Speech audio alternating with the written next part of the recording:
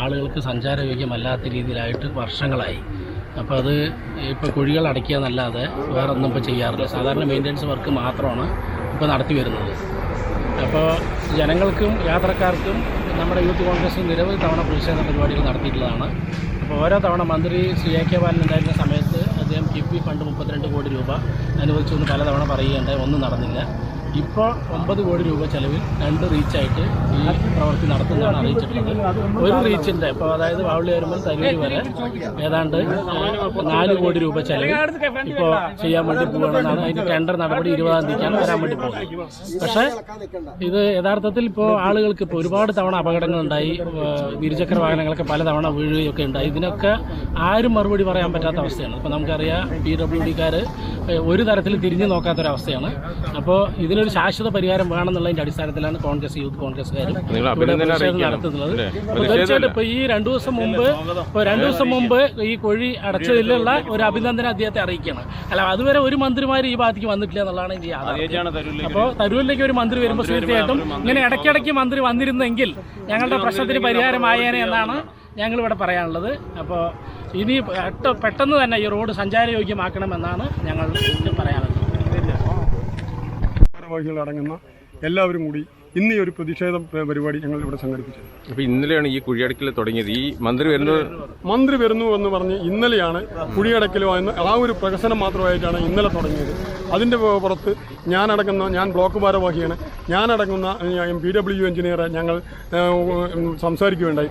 അതിൻ്റെ പുറത്ത് ഇന്നലെ അത്തിപ്പറ്റ പാലം വരെയല്ല, തരൂർ പഞ്ചായത്തിൻ്റെ തൊട്ട് മുന്നുവരെ ഒരു 20 മീറ്ററിൻ്റെ ഇപ്പുറം വരെ ഞങ്ങൾ ഇതുപോലെ കുഴിയടക്കൽ ചെയ്തു തരാം എന്നുള്ളതാണ് ഇന്നലെ പറഞ്ഞത്. PW എഞ്ചിനീയർ പറഞ്ഞത്. ഇന്നലെയാണ് ഇത് തുടങ്ങി വെച്ചത്. ബ്ലോക്ക് കമ്മിറ്റി ജനറൽ സെക്രട്ടറിയാണ് ജനാർദ്ദൻ. മണ്ഡലം കോൺഗ്രസ് കമ്മിറ്റി പ്രസിഡന്റ്. എന്താണ്? അതായത് കഴിഞ്ഞ കുറേ വർഷങ്ങളായിട്ട് ഈ റോഡിൻ്റെ അവസ്ഥ വളരെ ശോചനീയമായ അവസ്ഥയാണ്.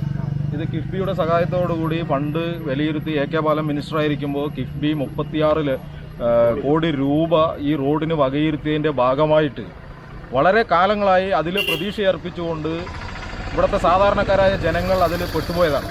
ഇപ്പോൾ അത് കഴിഞ്ഞ് ഗവൺമെൻറ്റിൻ്റെ തന്നെ 2 ഫണ്ടുകൾ ഉൾപ്പെടുത്തി 5, 4, 9 കോടി ഉൾപ്പെടുത്തിയിട്ട് ഈ റോഡിൽ വകയിരുത്തി എന്ന് പറയാൻ തുടങ്ങിയിട്ട് ഏകദേശം 2 വർഷം കഴിഞ്ഞു.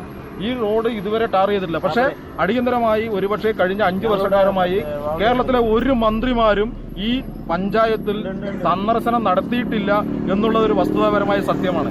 ആ നടാടെയാണ്, അതും പൊതുമരാമത്ത് വകുപ്പ് മന്ത്രിയാണ് ഈ റോഡിലൂടെ വരുന്നത് എന്ന് മാനിച്ചുകൊണ്ട് പൊതുമരാമത്ത് വകുപ്പ് അടിയന്തരമായി ഈ റോഡിലെ കുഴികൾ ഈ മേഖലകളിൽ അടച്ചുകൊണ്ടിരിക്കുന്ന ഒരു സാഹചര്യമാണ് ഇപ്പോൾ ഉണ്ടായിരിക്കുന്നത്.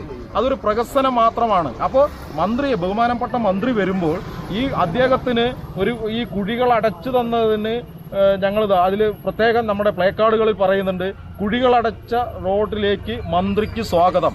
ഇത് പറഞ്ഞുകൊണ്ടാണ് ഞങ്ങൾ ഈ പ്രതിഷേധം, ഞങ്ങളുടെ പ്രതീകാത്മകമായ ഒരു പ്രതിഷേധമാണ് ഇവിടെ അറിയിക്കുന്നത്.